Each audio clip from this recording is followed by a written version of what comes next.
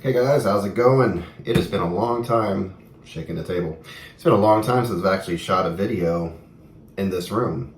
I've been all over the place, it seems like. I don't know when the last time was I actually shot one in here, so it's kind of cool to be back here. So, just wanted to take a couple minutes to show you some new stuff that I got, and it'd be cool to get some feedback from you guys to see if you have any of these or know anything about them. A couple of these I have listened to. So actually I think I've listened to these. Yeah, I have. So I actually have some opinions on some of these. Some I probably need a second listen. But the first one I picked up was a recent one. It's one I kind of saw in a record store quite a bit, and just finally popped it up on a streaming service, listened to it, and said, hey, this is not bad. You might have seen this on a live stream, but I wanted to make an official video for it. Some of these albums I did show on a live stream, but just kind of wanted to put them in this video. What is going on? I'm just like shaking you. I'm shaking all over the place here. Anyway, the album is this one here. This is Taj Mahal and Ry Cooder. I don't know how to pronounce his name. Maybe Joachim Cooder, but I did look it up, and it is Ry Cooder's son who's playing drums. So it's just the three guys. It's the songs of Sonny Terry and Brownie McGee. And this includes the ones that I knew was the Midnight Special. Oh, let the midnight special shine light on me. They do a great job on this. I Shall Not Be Moved. I know that one. But it's a really cool sounding album, because if you look here, it literally sounds like you're in the room with these guys. It's just the three of them, and they're in there doing their thing, and it just sounds great. And they trade up. It sounds like they trade up between the vocals and the guitars, and we got some harmonica. This is called Get On Board. It's, like I said, it's Taj Mahal and Ry Cooder, and I think, I'm not sure, I kind of looked it up, but I didn't have a lot of time. I'm not sure if they were in a band together at one point way back, but they've known each other from what I understand. And the other one I wanted to bring up too is this Drinkin' Wine Spodod. I recognize that one because that was I think it was the title of a Jerry Lee Lewis album that I came across in a box of records or thrift store or something. Didn't end up keeping that one. I didn't really care for the album, but I just remember that song from that album. And the other one I liked, what was the other one that was kind of cool on here I wanted to point out? Cornbread, Peas, Black Molasses. That was a cool song too. So it's a cool album. If you ever see it and you're looking for some good blues and just nice acoustic sounding music, like you're in the room with them, you get that echo and everything. This is a good album. You might want to try it out. So yeah, and it sounds great. Don't know what label this is on. It's produced by Ry Cooder too. It says descriptive notes are on the inside pocket. None Such, maybe? None Such? Yeah, None Such Records. So, I'm not sure what that is. Next one I have to show you. This I did show on a live stream, I know that, but I wanted to take this out of the plastic. It's kind of cool, but it's another Frank Zappa, and it's the Overnight Sensation. Let's see. Yeah, I'm the Slime. I like that song. It's like this. I'm the Slime coming out of the TV set, and I'm the slime oozing out from your TV set. just talking about the deterioration of Americans and watching too much television and just getting garbage off the TV. What year did this come out? I don't know what year this came out. It says 1973, but just a good Frank Zappa album. And it had Jean-Luc Ponty. Hopefully I pronounced that correctly. I've heard his name before. He was on, I think, another Zappa album, but he's got some cool violin parts on this album. Really digging that.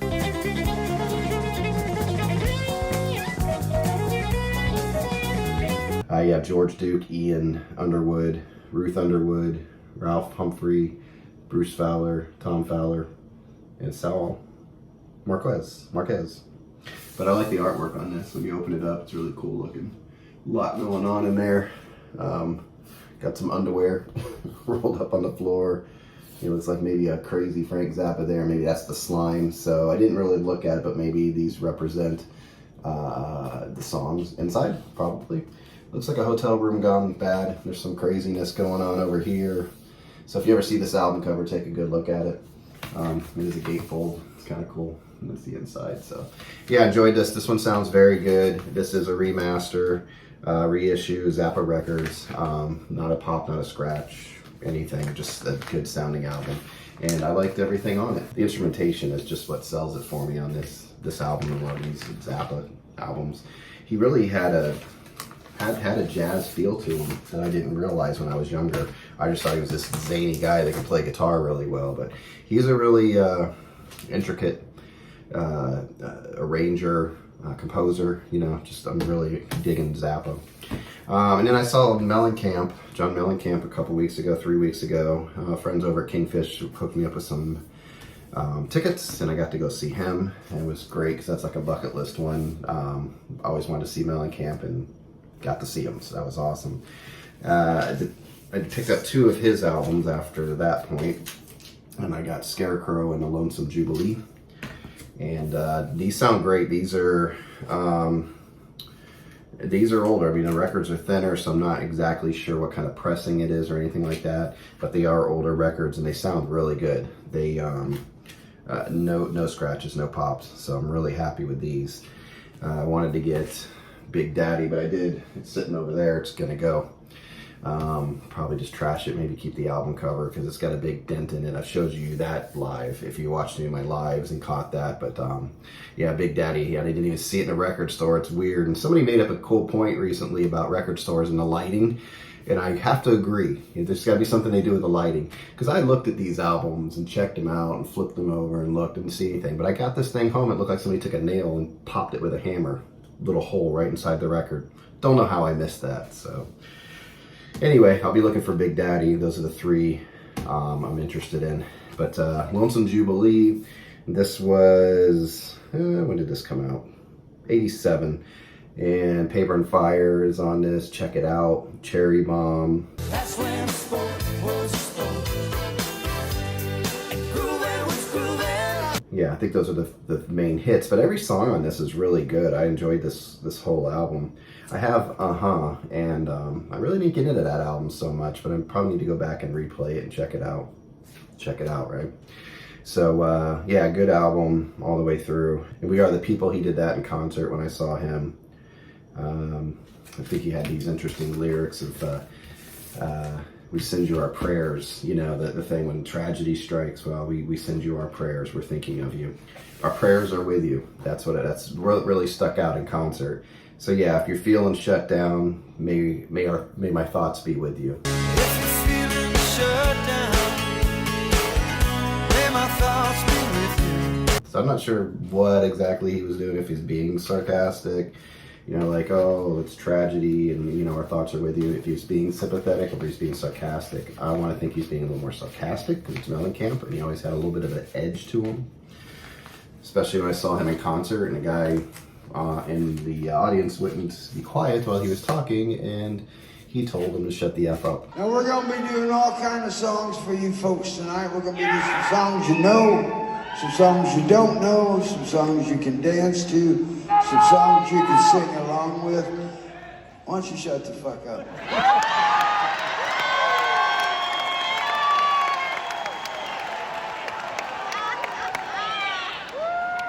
And I never understood anybody who wanted to pay money to, you know, to act like an idiot. I mean, if you want to act like an idiot, go to a bar. This is a concert, not a bar. Okay? So anyway, besides, you don't know me, man. You don't know me. So we're going to be doing all kinds of songs for you people. And, you know, the guy that was yelling, if you don't like it, go get your money back. Okay? Because I don't like that shit, you know what I mean? So anyway, we're going to be doing all, the rest of us are going to have fun.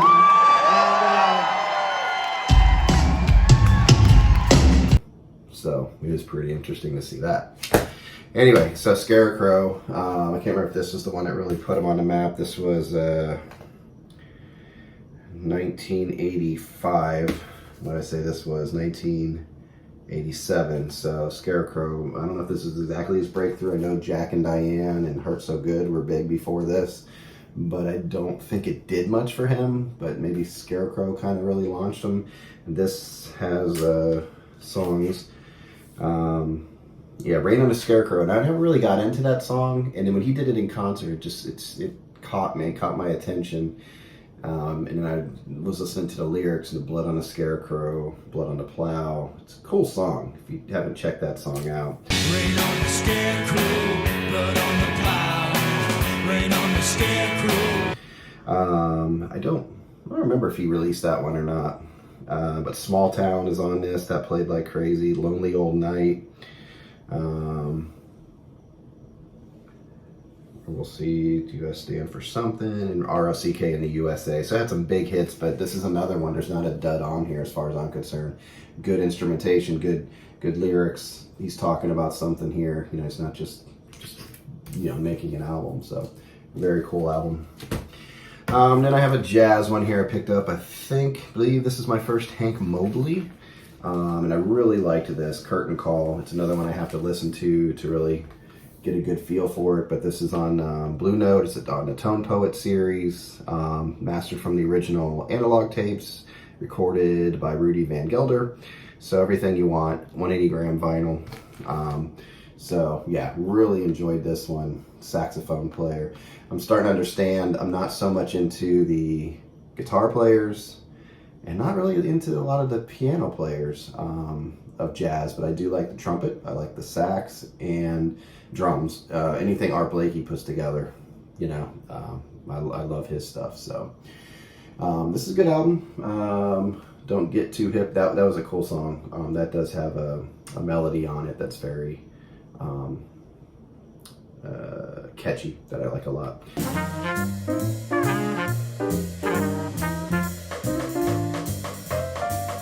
Curtain Call, Deep in a Dream, The Mobe, My Reverie, On the Bright Side.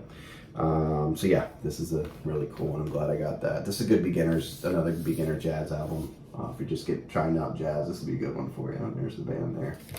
And the backside, my favorite of jazz albums is just this look on the back. I mean, their covers are freaking awesome anyway, right? But I just like this, and it gives you a lot of information. And it probably, be a good idea if I actually read those every once in a while. So, but yeah, another good one. The next one I picked it up. I have another Oscar Peterson, and I like that one. This one, it's this train here. It's called Night Train. The train for me is chugging very slow as far as me getting into it. Glenn Kellaway talked about this recently over in the basement, and he likes this one a lot. It's taken me a little while to get into it. It's close to smooth jazz for me. I don't want to call it smooth jazz, but just a little too smooth. Like the new George on My Mind.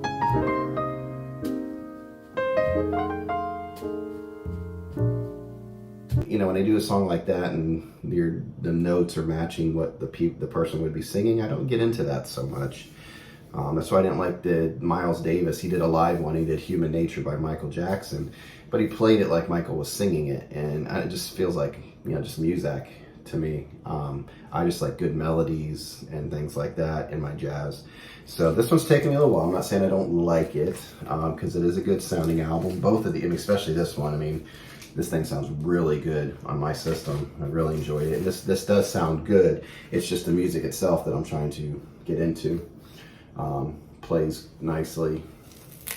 You got a nice picture of Oscar there. And it's a trio, so it's really nice. And this one was on Acoustic Sound Series, Verve. Audiophile vinyl reissues from the world's greatest jazz labels, mastered from the original analog tapes. So 180 gram vinyl. And I just heard people say it doesn't really matter, 180 gram, just whatever, but I don't know.